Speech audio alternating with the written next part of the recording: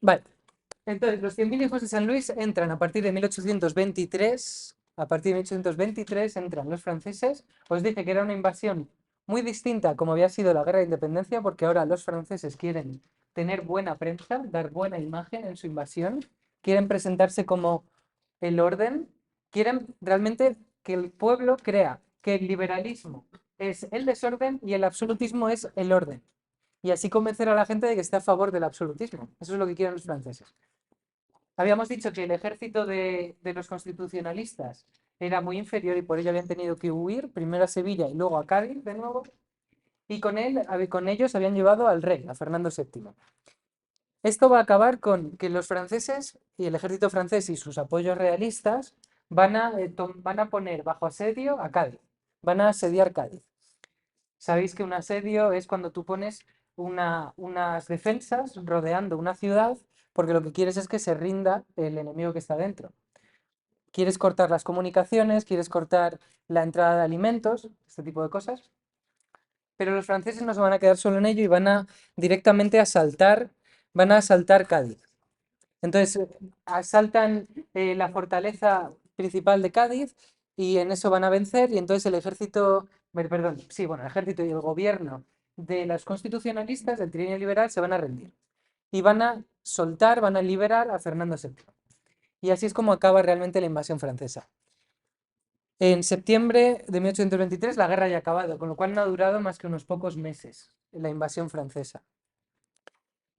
Liberan a Fernando VII y con eso ya se acaba el trienio liberal.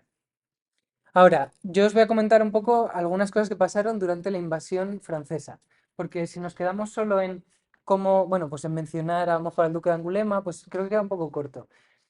El ejército francés, cuando invade la península, os estoy comentando que intenta dar una imagen de orden, ¿no? Y que la gente identifique el absolutismo con algo bueno, con liberadores, frente a los liberales. Entonces, los franceses en Duque de Angulema, para conseguir esto, él hizo una ordenanza, es decir, mandó algo. Es una ordenanza es cuando haces un decreto, una carta que quieres que todo el mundo escuche para que la cumplan. Eso es una ordenanza. Y se llaman las ordenanzas de Andújar. Era un decreto para evitar que los realistas detuvieran de forma arbitraria a los liberales, porque estaba el peligro de que los realistas se tomaran la revancha con los liberales. Pensad que es que los liberales han estado mandando durante casi 3 años y hay un conflicto bastante fuerte entre absolutistas y liberales. Entonces los absolutistas, los realistas, estaban utilizando la guerra, la invasión francesa, para detener arbitrariamente significa sin que haya una justificación legal, simplemente porque quieres. Y estaban deteniendo arbitrariamente a los liberales y los franceses no querían eso. Entonces el duque de Angulema hizo ese decreto de Andújar, pero fue muy popular, muy popular, tan impopular que fue contraproducente. Y la gente se enfadó tanto que directamente rechazaron el decreto, no le hicieron caso y se dedicaron a todavía tratar peor a los liberales.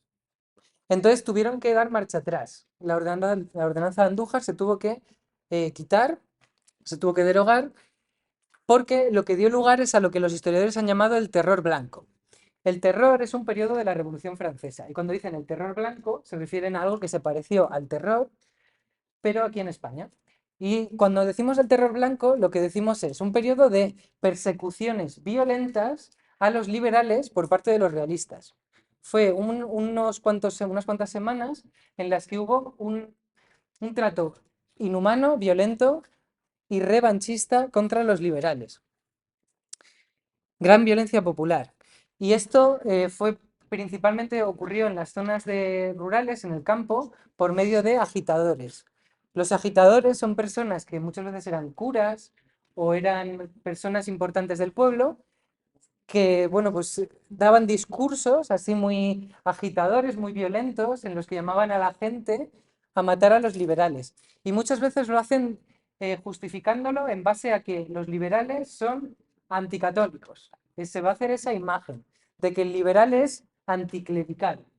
Y claro, el pueblo, tenéis que pensar que el pueblo, su forma de acceder a la cultura es a través de la iglesia. Entonces, para una persona que no tiene verdaderamente educación, una persona que va en contra de la iglesia es lo peor que puede haber, porque está evitando que los españoles puedan conseguir la salvación, que al final es el objetivo de todo cristiano. conseguir la salvación. Entonces, un liberal no debería de existir porque te está evitando a ti el que tu alma se salve. Y eso es lo que va a ocurrir durante este periodo. Entonces, ¿qué consecuencia tiene esto en verdad? ¿Qué nos está diciendo? Que el intento de los franceses de mostrarse como ordenados, de que el absolutismo tenga buena imagen, buena prensa, fracasó. El modelo de restauración francés fracasó en España. ¿Entendéis esto? ¿Alguien quiere que lo explique de alguna otra manera? ¿Queda claro? Vale. Dime. Sí, los franceses querían que los pueblos viera con buenos ojos el absolutismo. Y una de las formas en las que lo hicieron fue la Ordenanza de Andújar, que es un decreto por el que los franceses prohíben que se hagan detenciones arbitrarias, es decir, detenciones porque sí. Solo por ser liberal no tienen derecho a que te detengan, solo porque tú pienses de una manera distinta, ¿no? Y eso fue súper impopular. Para la gente fue todavía como un insulto mayor por parte de los franceses y la gente lo que reaccionó es todavía siendo más violento. Realmente es eso. Y por tanto, durante 2 meses, hasta el 30 de septiembre, que es cuando Fernando VII ya es liberado en Cádiz, durante esos 2 meses va a haber un maltrato sistemático y violento a los liberales, de manera que no van a poder convivir absolutistas y liberales. Es lo que está pasando. Que la relación entre absolutistas y liberales no funciona. No pueden vivir juntos. ¿Cómo que porque están ahí? Dijimos ayer que cuando habían derrotado a Napoleón hicieron la Santa Alianza.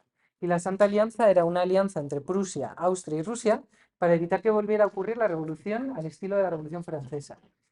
Y ellos vieron que en España lo que estaba pasando durante el trienio liberal se parecía mucho a la Revolución Francesa. Por tanto, encargaron a Francia, que Francia también quería formar parte de la Santa Alianza, quería tener buena imagen con ellos, que erradicara la Revolución Española, que era el trienio liberal. Entonces, para acabar con los liberales, entraron los franceses para restaurar el absolutismo. ¿Entendido? Sí, bueno, es que, o sea, quieren volver al absolutismo, es que no necesitan liberal. Claro, pero porque quieren hacerlo de una manera que la gente no vea el absolutismo como una imposición, para que sea un modelo restaurador más calmado, no al estilo de Fernando VII, que durante el sexenio absolutista consiguió que los liberales tuvieran que irse. Digamos que los franceses no querían que el absolutismo en España fuera tan exaltado, tan absolutista, tan antiliberal como había sido con Fernando VII. Pero van a fracasar. Los liberales realmente van a tener que volverse ahí después.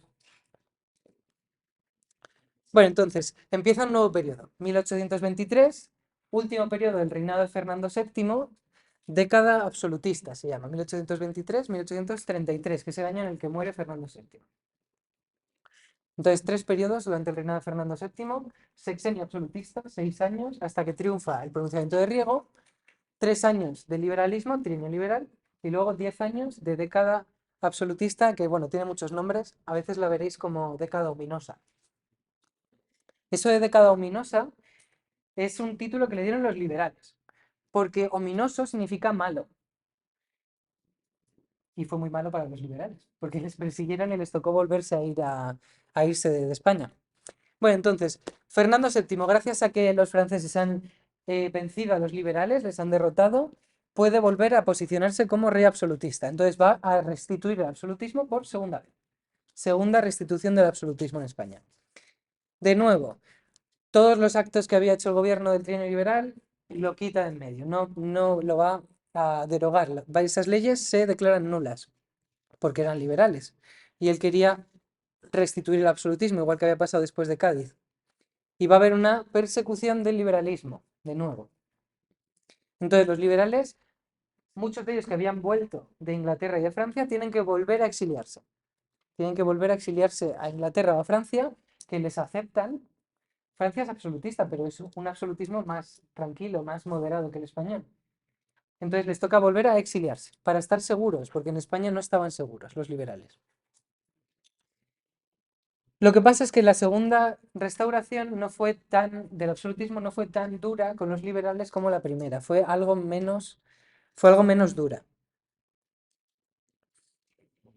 Y el Fernando VII sí que va a estar un poco más abierto a que España necesita una cierta modernización. Por ejemplo, la Inquisición no se va a volver a restituir.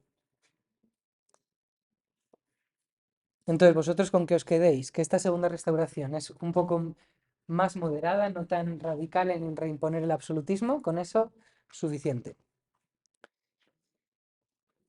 Aún así, Fernando VII lo que está dispuesto a aceptar como modernización no son las ideas del liberalismo, está dispuesto a aceptar las ideas de los ilustrados. Recordad que en las Cortes de Cádiz había tres grupos políticos, me lo habéis puesto en el comentario de texto casi todos, eso está bien, que eran los realistas, estaban los liberales, pero había un grupo intermedio, que eran los de Jovellanos, los que seguían a Jovellanos, que defendían las ideas de la Ilustración, más moderadas que el liberalismo. Pero ahora Fernando VII se va a encontrar con que va a tener una nueva oposición. Durante la década ominosa o la década absolutista, Fernando VII va a encontrarse con una nueva oposición, un nuevo grupo que está en contra de él. Ahora ya no son solo los liberales, sino que aparece un grupo que es esos que estaban más a favor del absolutismo más radical. Como ahora Fernando VII ya no es tan radical, tan absolutista como había sido antes, el grupo que estaba a favor de ese superabsolutismo se va a poner en contra de Fernando VII y se llaman los apostólicos. Eran los realistas más exaltados que estaban en contra de cualquier tímida reforma o cualquier tímida modernización del Estado español. Luego también, durante la década absolutista, el otro hecho que va a ocurrir es el fin de los procesos de independencia americanos, que es parte también de este tema y que voy a explicar más adelante. Entonces, cuatro cosas que tenéis que comentar, ¿no? Se restituye el absolutismo, se derogan todas las leyes del trienio liberal, no es un absolutismo tan radical como antes, eso hace que aparezca una nueva oposición, además del liberalismo, que son los apostólicos, y es el periodo durante el que ocurre la independencia de América. ¿Habéis tomado nota ya? No lo copies todo porque es el libro de texto, ya lo sabes. Solo las ideas clave.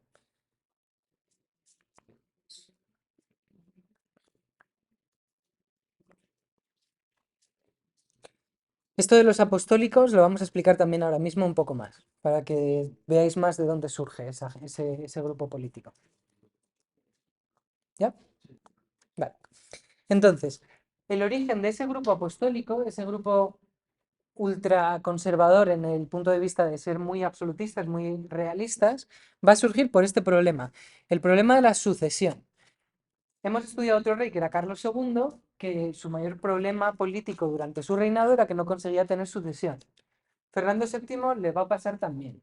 Fernando VII tuvo tres mujeres y no fue hasta la cuarta cuando consiguió tener hijos, cuando consiguió que su mujer concibiera. Os invito a que busquéis en internet cuál es la razón por la que Fernando VII no podía tener hijos. ¿Alguno lo sabe? Es que, ¿te suena del año pasado qué le pasaba a Fernando VII? Bueno, es que yo tampoco os voy a comentar aquí mucho, pero buscad bien en internet, ¿vale? Tenía una malformación eh, macro. Bueno, entonces era muy difícil, necesitaba usar un cojín con un agujero y debía ser bastante terrorífico. Hay narraciones de cómo fueron la noche de bodas de su primera mujer y es terrorífico, de verdad, fatal. Os invito a que lo busquéis. El caso es que Fernando VII tenía problemas para conseguir tener hijos y no va a ser hasta su cuarta mujer que conseguirá tener hijos. Problema, van a ser dos niñas, dos mujeres, dos niñas. Y entonces, ahora vamos a tener que explicar un proceso bastante complejo que es por qué no podían reinar mujeres. ¿Ok? Y para eso tenemos que irnos a Felipe V, el primer rey de los Borbones. Felipe V, cuando llega a España, sabéis que intenta renovar la monarquía hispánica y quiere traer las ideas políticas de Francia. Bueno, pues entre las reformas legales que traen los franceses estaba el que él quería imponer la ley de sucesión de Francia, que se llama la ley sálica. Y significa que las mujeres no pueden heredar el trono, solo hombres. Eso no era como se heredaba en España o en la monarquía hispánica. La monarquía hispánica, desde Alfonso X el Sabio, que era el rey de Castilla y de León del siglo XIII, desde Alfonso X el Sabio en las partidas, que era el documento legal donde se decía cómo era la sucesión en la corona de Castilla, sí que podían reinar mujeres. Es más, Isabel la Católica, ¿no? Por ejemplo. Pero los franceses en su ley sálica decían que no. Y Felipe V impuso esta ley. Felipe V trajo la ley sálica en España. Entonces, desde los Borbones, Fernando VII era un Borbón, desde los Borbones las mujeres no podían reinar. Aunque sí que, bueno, esto no lo digáis, ¿vale? Esto no lo digáis, pero para que lo sepáis, la ley sálica de España no era tan restrictiva como la francesa, pero sí que decía que si solo había como una condición en la que las mujeres podían reinar, que era que no hubiera ni ningún hermano del rey, ni ningún sobrino del rey, ni ningún nieto que pudiera heredar. En ese caso sí. Con lo cual, bueno, pues sigue quedando igual que no podían reinar las mujeres y ya está. Pero Carlos IV, y es que esto es un culebrón, ¿eh? Carlos IV intentó quitar la ley sálica y lo hizo en 1789, que sabéis que es un año complicado para la historia de Europa, porque es cuando ocurre la Revolución Francesa. Entonces, Carlos IV quería asegurarse de que tuviera sucesión en su familia, aunque fuera una niña. Él quería eso. Entonces, él hizo una pragmática sanción para que las Cortes aceptaran que la ley sálica no funcionara, ¿vale? Para derogar la ley sálica. Él hizo ese decreto, esa pragmática sanción. Pero hubo un problema, que es que tuvieron que disolver las Cortes antes de tiempo. Con lo cual, aunque la pragmática sanción sí que se aprobó, realmente nunca se publicó. No la publicaron de forma oficial. Sí que se aprobó en Cortes, pero no se publicó. Y no se publicó porque en Francia justo coincidió que acababa de ocurrir el asalto al Palacio de Versalles. Y había miedo a que las Cortes de España siguieran el mismo rumbo que las Cortes francesas. Acordaros de que durante el reinado de Carlos IV había mucho miedo a que las ideas de la Revolución Francesa llegaran a España. Como estaban avanzando en la Revolución Francesa, disuelven las Cortes y no da tiempo a que se publique la pragmática sanción que derogaba la ley sálica. Con lo cual, ¿cuál era la situación? ¿Seguía existiendo la ley sálica o se había derogado? Pues no quedaba claro. Había argumentos a favor de una idea y había argumentos a favor de la otra, porque oficialmente no había ningún documento escrito que dijera, sí, se ha derogado la ley sálica, porque no se había publicado, pero sí que había constancia de que se había aprobado en Cortes. Esta situación va a dar lugar a que cuando haya un conflicto más adelante, durante el reinado de Fernando VII, por ver quién sucede, haya opiniones que pueden estar a favor de un lado o opiniones a favor del otro. ¿Por qué? Bueno, pues porque en 1830 Fernando VII sabe que no consigue tener hijos. Entonces, para asegurarse que si por si acaso tengo una hija en el futuro, por si acaso tengo una hija, él va a publicar esa pragmática sanción que no se había publicado en su momento. Pensad que entre 1789 y 1830 han pasado 41 años. Está publicando una ley que había tardado 41 años en publicarse, porque en las Cortes lo habían aceptado, pero no lo habían publicado. Entonces lo hace. Él publica esa pragmática sanción. Y posteriormente a que lo haga, la casualidad hace que sí que tenga hijas, y solo hijas. Ya con su cuarta mujer tendrá 2 hijas. Y la primera se va a llamar Isabel y será la sucesora, Isabel II. Isabel II de España.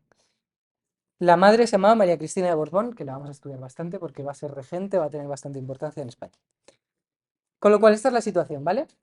Pero había un problema, que es que Fernando VII tenía un hermano. Tenía un hermano que se llamaba Carlos María Isidro, que es este señor de aquí. Y él no está dispuesto a aceptar esa triquiñuela que ha hecho Fernando VII y dice que no acepta que la ley sálica se haya derogado.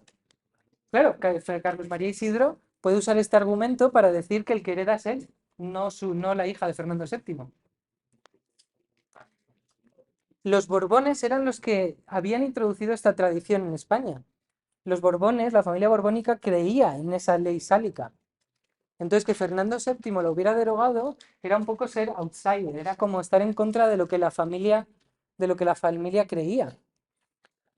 Con lo cual, Carlos María Isidro va a erigirse como un problema muy grande para Fernando VII, su propio hermano. Entonces, Carlos María Isidro rechaza la derogación de la ley sálica y dice que el heredero es él. Y se va a buscar apoyos políticos. ¿Y quiénes le van a apoyar? Pues los apostólicos. Ese grupo político que habíamos dicho que estaba que era oposición de Fernando VII porque creía que Fernando VII se estaba haciendo débil, que Fernando VII estaba aceptando ciertas ideas de la Ilustración y por tanto no, bueno, estaba demostrando que no era un buen rey, ¿no? Entonces por eso se hacen oposición. Pues ese grupo político, los más radicalmente absolutistas, son los que van a apoyar a Carlos María Isidro. Y van a constituir un grupo político muy importante en la historia de España que se llama el carlismo. Es más, hoy día sigue habiendo un partido político que es carlista. Y el carlismo va a identificarse con Dios, patria, rey. Es decir, el catolicismo más extremo, más intransigente, la defensa de los fueros, es decir, la defensa de la forma en la que tradicionalmente se había gobernado en España, la más absolutista, la más tradicional, y el rechazo al liberalismo. Entonces ese es el carlismo. Y va a haber hasta 3 guerras carlistas. Va a haber 3 guerras civiles entre los partidarios de los sucesores de Carlos María Isidro y de Carlos María Isidro y los liberales. En el próximo epígrafe, el próximo tema, cuando hablemos de Isabel II, que es la sucesora de Fernando VII, el principio del tema es la guerra carlista, porque esto va a dar lugar a una guerra entre aquella parte de la sociedad absolutista que está a favor de Carlos María Isidro y los liberales, que ¿de quién se van a poner de lado los liberales? Pues de este señor, no, ¿no? Está claro. Se van a poner de lado de Isabel. Entonces, Isabel, o bueno, Isabel no, porque es una niña, su madre y Fernando VII, incluso en sus últimos años de vida, se van a apoyar en los liberales para asegurarse apoyos políticos para que quien herede sea Isabel y no Carlos María Isidro. Entonces ese es el problema. Entonces, lo repito un poco así simplificado. Los Borbones tradicionalmente creían en la ley sálica, que decía que las mujeres no podían heredar al trono. Felipe V impuso la ley sálica en España, pero Carlos IV la intentó derogar con una pragmática sanción que nunca se publicó porque tuvieron que disolver las Cortes antes de tiempo, por miedo a la Revolución Francesa. 40 años después, Fernando VII, como no tiene descendencia, decide que va a publicar esa pragmática sanción para que en caso de que tenga una hija, pueda heredar. Y eso va a ocurrir con su cuarto matrimonio, de forma que nadie se esperaba que fuera a pasar.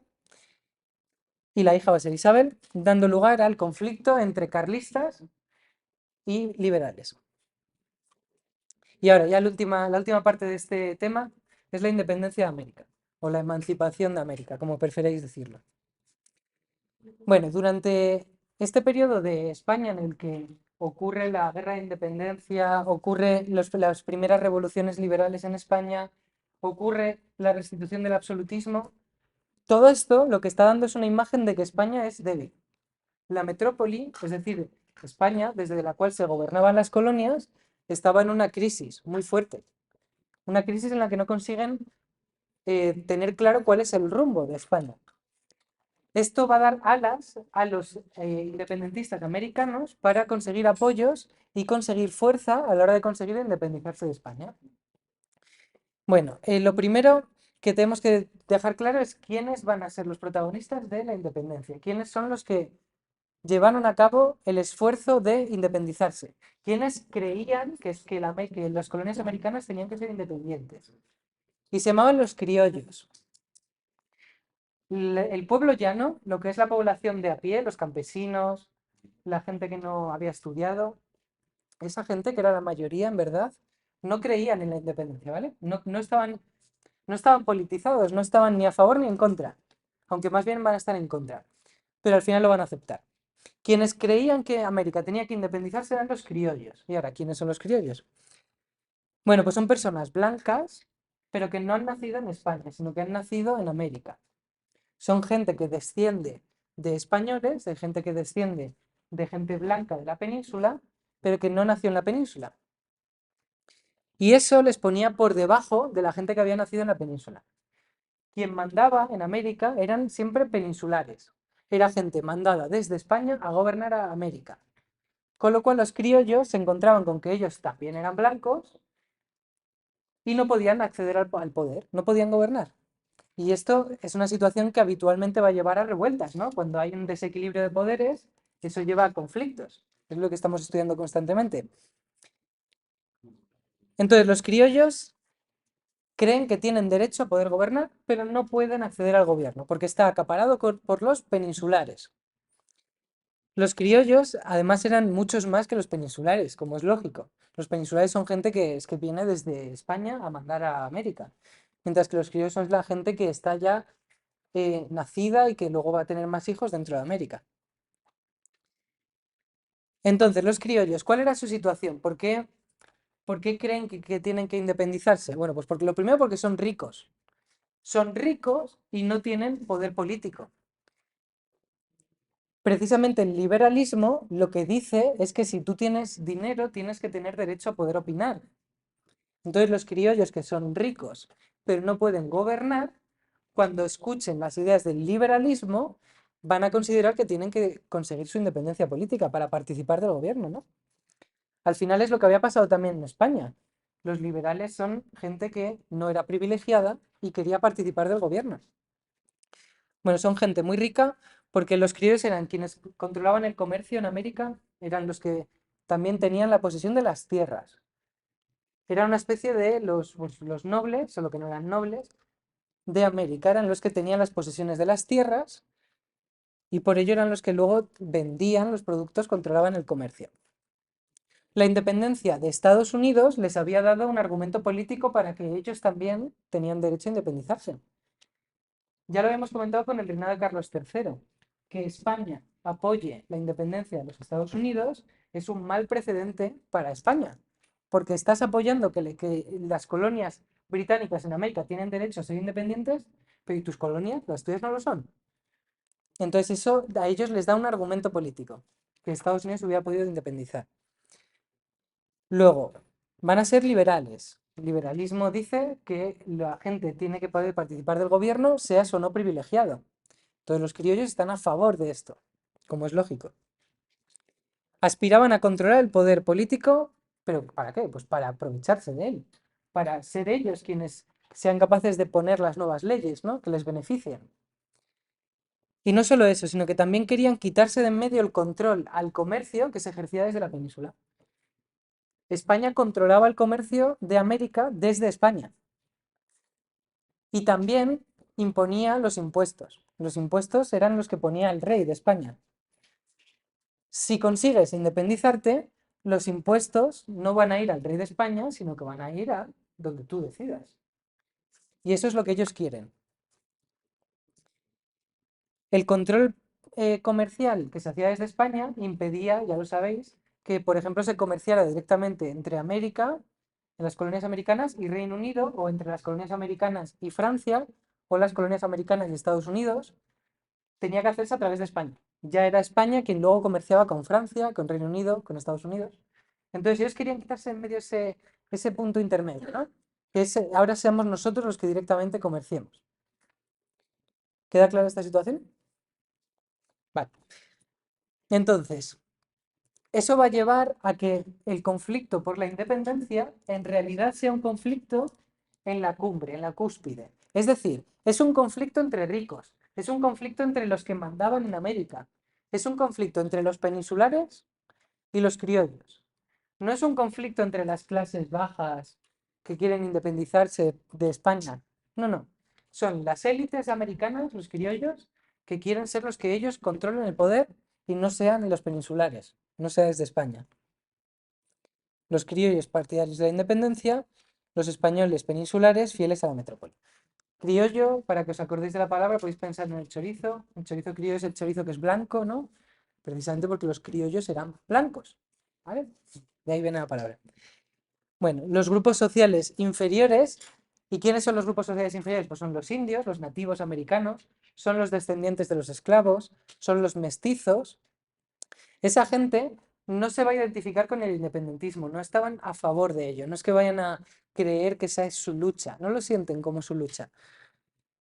Es más, dice en el libro, y esto es verdad, que los nativos, la gente que, bueno, los nativos y las clases bajas en general de América, incluso preferían que les gobernaran la gente de la península en vez de los criollos, porque pensaban que si eran los criollos quienes les mandaban, les iban a explotar todavía más. Los peninsulares aparecían como unas personas que venían de fuera, ¿no? Y que no tenían vínculos personales contigo. En cambio, los criollos sí, los criollos son los dueños de las tierras que trabajas. Son los que te explotan. Entonces, para la gente de América, para la gente que baja, la clase baja, que les gobernara a los criollos era algo peor, porque son los que te están controlando. Solo va a haber bueno, un país en el que esto no ocurra, que es México. En México sí que consiguen que las clases bajas se pongan del lado del independentismo, pero es una cuestión muy distinta. En México, este señor de aquí, que es el cura Hidalgo, o luego Morelos, son gente que apelaba a un ultraconservadurismo para conseguir el apoyo de las clases bajas en la independencia. No, no voy a explicar más porque no quiero meterme en cosas complicadas que no hace falta que expliquemos, pero es curioso como en México consiguen el apoyo de las clases bajas para la independencia, pero es a través de el ultracatolicismo. Esto de la Virgen de Guadalupe, este tipo de cosas, vienen de aquí. Y es una versión muy conservadora. Bueno, ahora ya explicamos el proceso de independencia, cómo ocurre. El proceso de independencia consideramos que acaba en 1824. No me da tiempo a contarlo, ¿no? Porque acaba ahora y 20, o acaba y 25. Gracias, entonces me quedan 5 minutos. Bueno, ya hemos explicado varias veces que la batalla de Trafalgar fue un desastre para España, porque pierden la flota. Y sin flota no puedes controlar el comercio en América. Y si no puedes controlar el comercio en América, significa que los ingleses y los americanos, los estadounidenses, van a poder comerciar de forma ilegal en tus tierras, sin que tú les puedas parar los pies. Entonces, Trafalgar ya deja un mal precedente. Pero es que luego llega la guerra de independencia. Y la guerra de independencia es todavía peor situación. Porque la guerra de independencia es lo que realmente va a hacer estallar la independencia de la América, de las colonias americanas. ¿Cómo empieza? Bueno, pues cuando ocurre la guerra de independencia en España y llegan las abdicaciones de Bayona, decíamos que en la península había un vacío de poder. Nadie manda. Y como hay un vacío de poder, los pueblos, las ciudades, se constituyen en juntas, que son reuniones de la gente más importante de la localidad para poder tomar las decisiones y gobernarse. Esas juntas aparecen en España, pero también aparecen en América. Entonces, en América van a hacer lo mismo que se había hecho en España, en la península, que es constituir juntas. Pero en este caso son juntas que están a miles de kilómetros. Y que cuando los criollos, que son los que van a formar parte de las juntas, vean que de repente ellos tienen capacidad de expresar sus opiniones, no van a irse para atrás, no van a volver luego a ceder el poder, ¿no? Y eso va a llevar a que los criollos decidan que van a dar un paso más y se van a intentar la independencia. Entonces, se crean juntas en América, igual que se habían hecho en la península ibérica, igual. Pero esas juntas, a partir de 1810, que ya sabéis que es cuando bueno, se quita la Junta Suprema Central y se crea un Consejo de Regencia, en ese año, las juntas americanas van a decidir que en vez de aceptar el Consejo de Regencia, van a independizarse, van a iniciar su proceso de independencia. Entonces, a partir de 1810, esas juntas empiezan con los procesos de independencia. Inmediatamente van a buscar que le reconozcan la independencia tanto los ingleses como los estadounidenses, porque son los que tenían más intereses en comerciar. Entonces Inglaterra en verdad va a jugar un doble juego, porque Inglaterra estaba tanto apoyando a España en la guerra de independencia, el duque de Wellington, ¿no? Y el ejército anglo-español y anglo-portugués, estaba tanto apoyando a echar a los franceses de España, como a la vez en la trastienda apoyando el que las colonias americanas se independizaran de España. Pero es que esto es lo mismo que había hecho España con Inglaterra antes. España había apoyado la independencia de los Estados Unidos para fastidiar a Inglaterra. Bueno, pues Inglaterra va a hacer lo mismo con España. Entonces, ¿cómo funcionaba esto? Lo primero era que se convocaba desde la Junta un congreso. Perdón, la Junta se creaba desde el Cabildo, que lo he dicho mal. Las juntas se creaban desde los cabildos, que cabildo significa ayuntamiento. Las primeras juntas son las juntas locales. Pues aquí local significa desde el cabildo. El cabildo es el ayuntamiento también, de una ciudad americana. Entonces esa junta va a buscar el apoyo de Inglaterra y de Estados Unidos para después, una vez que se han intentado independizar, hacer una constitución. Y en la constitución que se declare que ellos, por ejemplo, la Junta de Buenos Aires, o la Junta de Montevideo, o la Junta de Caracas, la que sea, haga una constitución y en esa constitución declaren que son independientes. Realmente es lo mismo que se había hecho en Cádiz. Una junta pasa a crear unas cortes constitucionales o un congreso constitucional, como queráis decirlo, que hace una constitución que declara que son independientes. Bueno, lo que va a pasar aquí es que comienza el caos, porque, por ejemplo, Buenos Aires y Montevideo están muy cerquita y las dos van a declararse independientes. Y hoy día para nosotros es muy natural diferenciar Uruguay de Argentina, ¿no? Montevideo es la capital de Uruguay, pero en esta época no. Entonces, ¿qué va a pasar cuando de repente tienes dos constituciones y las dos chocan y se han hecho a la vez? Que van a entrar en guerra. Entonces va a haber conflictos entre entre las propias juntas que se están independizando. Va a haber conflictos entre los propios intentos de independencia en América. Va a haber guerras entre los de Buenos Aires, los Río de la Plata y los de Montevideo, pero va a pasar entre otros también. Entonces, constituciones 1814. Vale, el próximo día seguimos.